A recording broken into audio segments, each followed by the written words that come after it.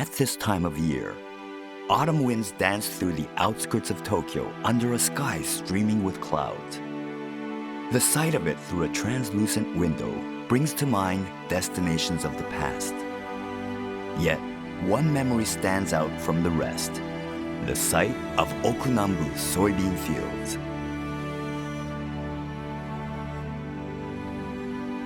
These passages are from The Bean Leaves and the Sun, which was published in 1941. It was written by Kunio Yanagita, who established folklore studies in Japan. Yanagita had traveled extensively throughout Japan for his folklore studies, and even among the many sights he'd seen, the glimmering yet poignant landscape of the northern area of the former Nanbu domain left an indelible impression on him. This is a story about the relationship between people and Urushi, or Japanese lacquer, developed over time in northern Iwate Prefecture, or what Kunio Yanagita called Oku-Nanbu. The story of Oku-Nanbu Urushi, traditional techniques passed down along the Appi River basin. This is the Asazawa district in Hachimantai City, Iwate Prefecture. In this mountain village, people gathered cheerfully in the kitchen of a local farmhouse one morning after the first snow. They're preparing food for an important annual event.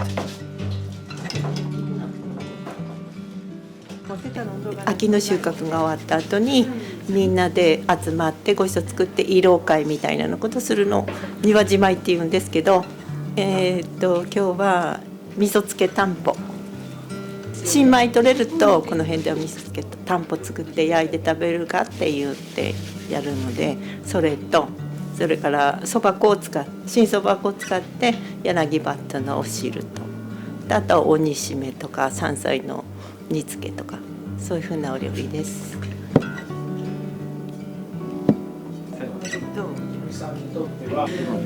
郷土食って季節によってあるので、冬の季節だとこういうあったかいものですけど、夏なんかは夏野菜を使った漬物みたいなのとか淡白なのですし、で春になれば山菜フキノトウとかそういうのも出てくるじゃない。山菜とか取り合わせるので数えきれないと思います。やっぱり自分たちが取ったものを使う作るだけじゃなく食べるっていうことで大事なことだなとは思ってます。大好きです郷土食。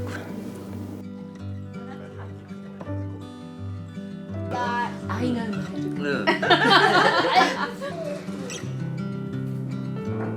Lacquerware has been used on special occasions and as regular tableware since ancient times.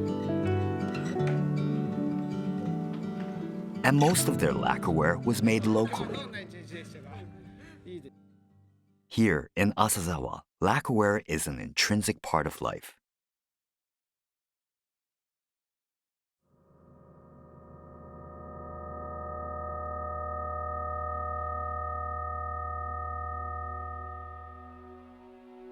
The Appi River flows out from between Hachimantai's Mount Chausudake and Mount Appidake down to the Ninohe area. Crafts related to the Urushi trade have been passed down along its banks since ancient times. While Urushi's history can be traced back to the Jomon period, it was established as an industry during the Edo period. Woodturners crafted the bases upstream, while the Nushi painters and Urushi tappers congregated downstream. While the trade ebbed and flowed with the times, at its peak in the Meiji era and early Showa era, the areas along the Appi River were inhabited by those involved in lacquerware production, forming a self-contained production center.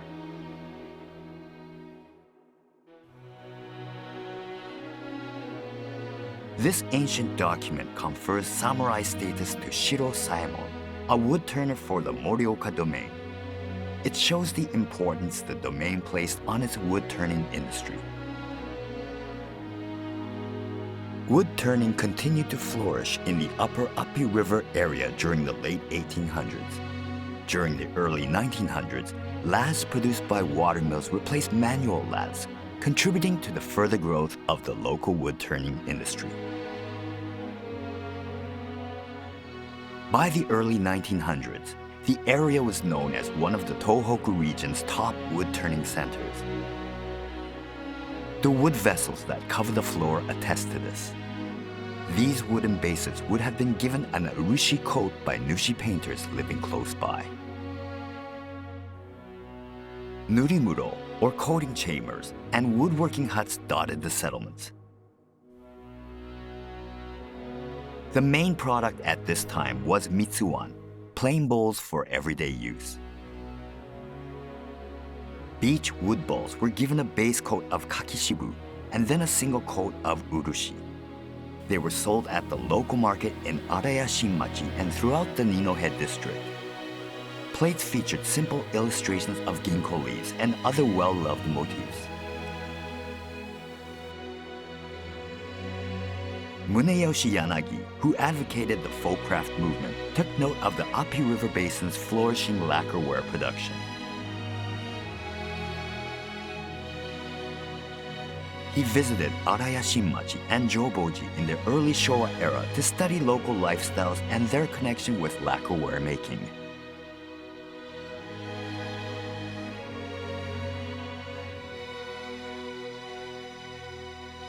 While a good lathe and design provide sufficient quality, a noteworthy thing about Araya Shinmachi is that 70% of the urushi used here is locally produced. If we use this village effectively, Japan may regain its honor as the land of lacquerware. The local lacquerware industry won Kunio Yanagita's high praise, but what supported its growth? The beech forests that stretch out across the Appi River Basin are believed to be one factor. 森林のその利用というのは日本全土でどんどん広まっていって、逆に言えば資源がどんどん少なくなっていった時に、比較的、地域の広い人口の少ないこの岩手北部あたりの森林は残っていたんだと思います。そしてなおかつ、漆の木も植えてあるその縄文時代からのつながりもあれば、この辺に木地師が移り住んでこれらの木を加工して、そして漆かきの方々と連携してやっていったっていうのはもうこれは明らかな事実だと思います。そして、塗り師がそこの間に入ってきて生産というものに変わっていったんだと思いますね。The wood turning industry developed along the Appi River thanks to the rich, extensive forests that blanketed the upstream area. This is Yamanokami Shrine in Sahinai. Enshrined within it is a statue of the Yamanokami or mountain deity.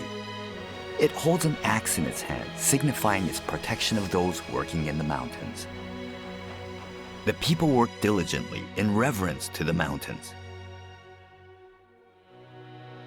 A variety of lacquerware lines the table. These were all made by Kinsaku Fujimura from Ashiro. Born in 1912, Fujimura entered the world of wood turning in his teen years. He continued his craft even after the local wood turning industry took a downward turn from the 1950s. 注文がいっぱいあったりするともう朝から晩までやってました。だんだんにやっぱり年取ってくるしないね、疲れで休んでましたね。でも70、80、91歳だから85歳ぐらいまではやりましたよ。Kinsaku Fujimura passed away in 2002, bringing the region's time-honored craft to an end. A fate shared by many traditional handicrafts throughout Japan.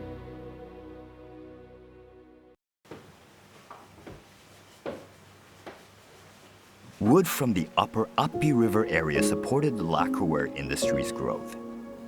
Initiatives are currently being held here to preserve lacquerware making as a profession.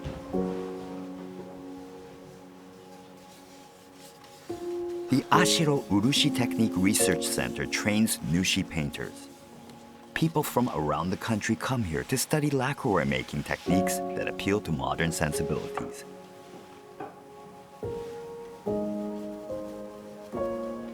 The tradition of lacquerware production continues here. ここは昭和58年に紀伊足町が設置して、漆器の後継者育成の場として設立された場所なんです。古くから足利にあった漆産業を、なんとか復活させて、町の産業にしたいということから始まる。そこに新しい産業を起こすということになると当然、百貨店なりそういう専門店に置けるような品物じゃないと産業として成り立たないっていうのがあります。ですから、まず丈夫で使えてデザインも、皆さんに今受け入れられてもらうようなデザインだとか色ですとかそういうものはかなり勉強してきたつもりだったんです。The Appi Urushi studio serves as a base for Nushi painters who refine their skills at the center. The lacquerware they produce is for daily use and is made by applying multiple layers of local urushi. 国産の広葉樹の木を使って生地を製作して酸化鉄っていうベンガラ色の漆を5回ほど塗り重ねて最後は浄法寺の漆で上塗りをして完成という形になります。日常に溶け込むような無地でとてもシンプルな漆器なんですけど堅牢で長持ちするような製作工程を踏んで作っている漆器です。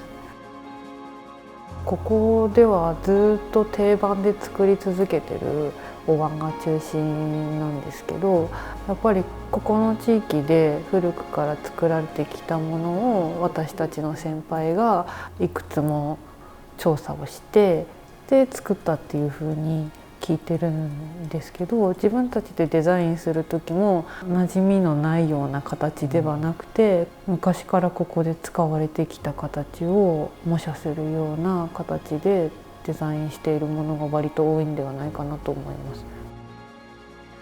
Urushi continues to be a part of life in Ashiro, the former center of lacquerware production.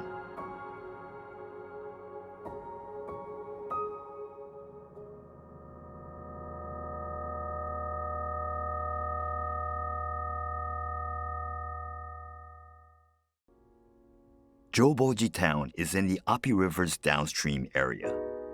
It's famous for having Hachiyozan Tendaiji Temple. According to temple records, the ancient temple was constructed in the 8th century and had an immense influence on the Buddhist faith in northern Japan. It endured numerous crises, including the movement to abolish Buddhism during the Meiji era, and stands strong as a place of prayer. Today, the Gomakuyo, or fire ritual, will be performed. A fire is lit within the temple's Goma Hall. Urushi culture spurred the development of the Appi River basin, and Tendaiji Temple features prominently in its history. We meet the people who've bonded with Urushian lands guarded by ancient temples. なんか漆イコール思い出なんですよね。ずっと小さい時から親父は漆塗りっていうところでおじいさんは山に漆をかけに行ってるしでおじいさんのとこ遊び行けば漆がいっぱいあって親父のとこに来るとまあそこにも漆があってっていうなのでもうなんだろうあって当たり前なものなんですけどでそこでみんながいいものだっていうふうに認めててくれることがすごく嬉しくてでそれを使って自分もなんかみんなに喜んでもらえるようなものを作れればその浄法寺のいい漆と思ってる漆を使って自分がいいものを作れればいいなっていう感覚でははいいますね。Joboji Urushi paint was designated a traditional folk craft of Iwate Prefecture. The beautifully applied Joboji Urushi paint reflects the skills and dedication of those involved in the craft.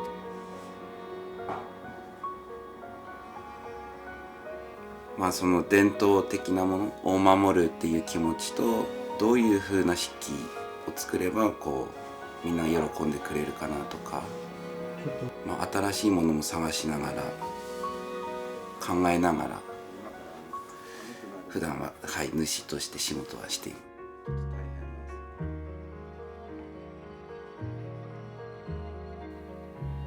Tracing the roots of lacquerware production in Joboji brings us to Onyamagoki.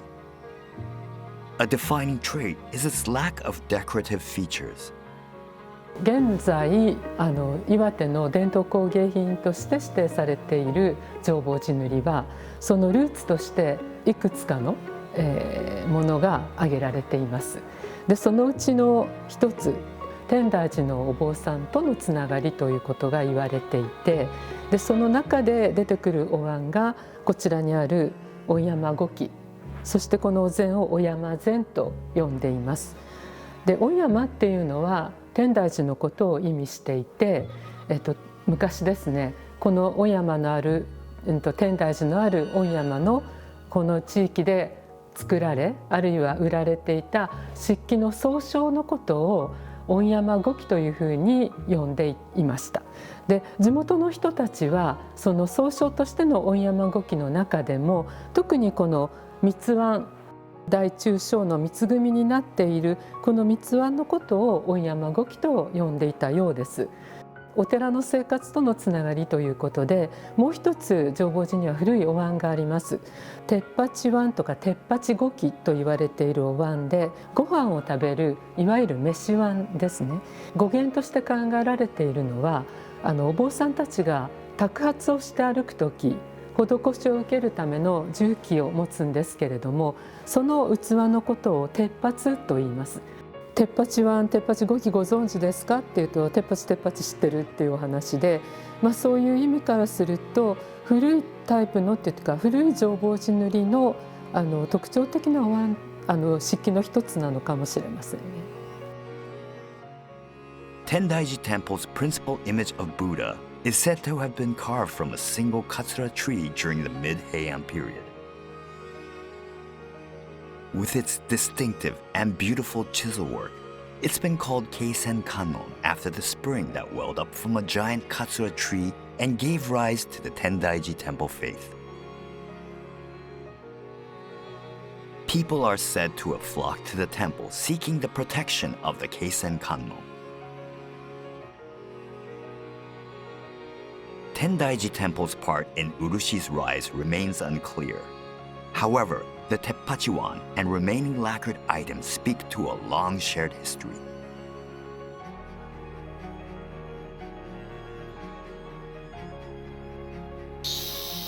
The lacquerware production that thrived around Tendaiji Temple was made possible by the Urushi harvested near Joboji and the Appi River basin. Discovering Urushi's qualities as a coating material, the local people entered the forest, cut grooves into Urushi trees, and gathered their sap. It's unknown when Urushi tapping started in this area, but considering Tendaiji Temple's history, it's believed to date back to ancient times.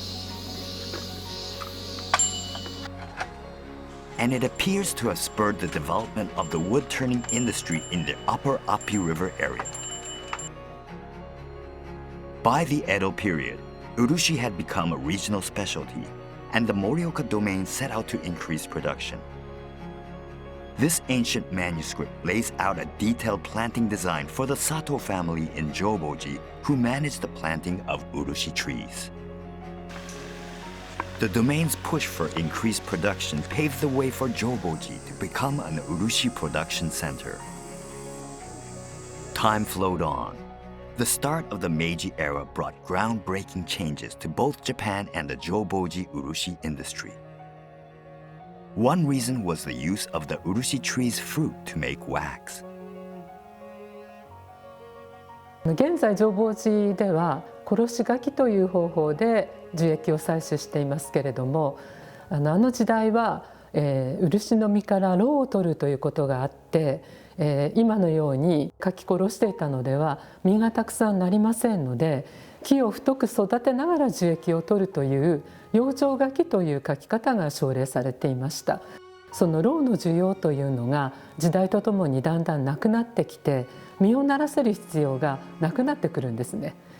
そこに、明治もだんだん見えてくるような時代になってくると、人の往来も自由になって、福井県から来た、福井は刃物の産地ですので、刃物を売るのもいいけれども、南部の太い漆の木を見て樹液を取る、そして同時にその刃物を売るってやったら、それはそれでまたいいなというふうに考える方がいたようなんですね。でそうして福井の方たちは殺し書きの技術を持ってこちらの方にたくさんの方たちがやってきました。でそれでそれまで行われていた南部の養生書きというのは割と早く技術の革新というとちょっと大げさですけれども、殺し書きにと変化していったようです。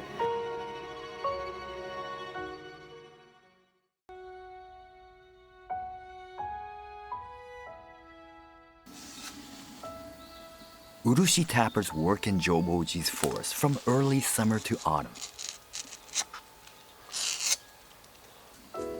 They collect each drop carefully, communicating with the trees as they go. The trees are said to yield good urushi when handled with care and respect. While Japan entered a period of rapid economic growth during the Showa era, urushi production declined across the country. Yet Joboji's urushi tapping craft continued uninterrupted. Joboji urushi accounts for roughly 70% of all domestically produced lacquer, and the urushi tappers have their sights set on the future of Joboji urushi. 来年の春植えますよ。それは俺の師匠も俺はずっと最後の漆かき子として全国回ってた人だから、死ぬまでにその殺し書きだから木殺してるわけでしょ。だからその分の漆を植えたいなって言ってたのでやってたの、活動したの実際。そういう背中を見てきたから、俺もほら次の世代のためにもやっぱり一本でも多く植えたいなと思って。Looking to the future, Joboji town is actively raising saplings and planting new trees with the help of local citizens.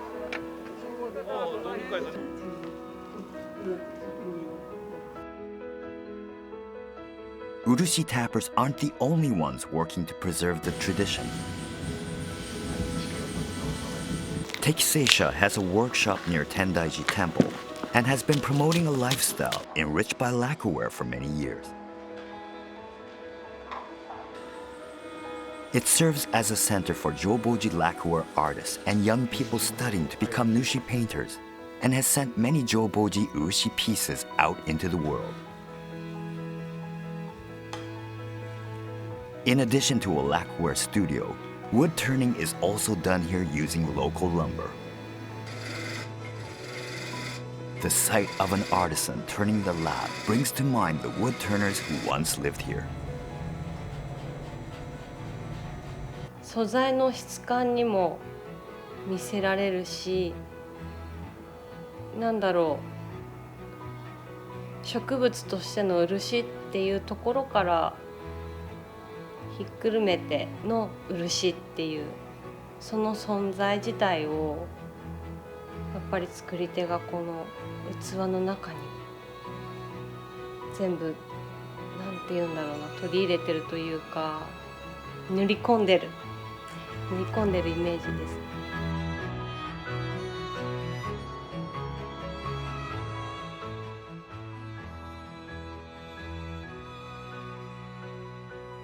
Then, there are the artisans along the Appi River who support the urushi culture.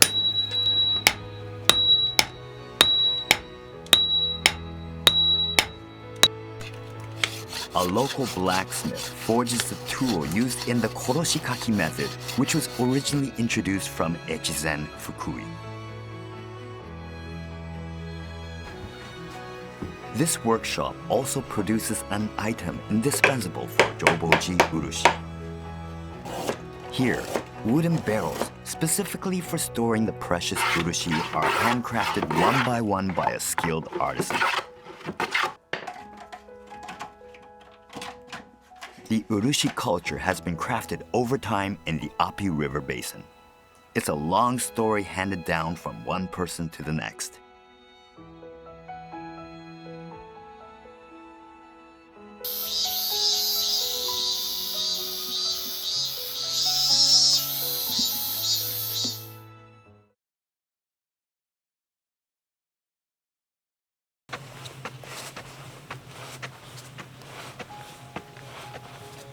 On December 30th, a group of people gather at Tendaiji Temple.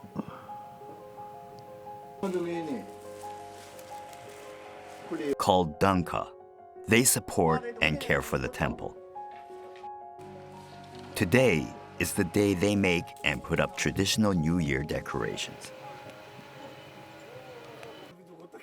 Each one cherishes the time-honored traditions, and it's their efforts that support Tendaiji Temple.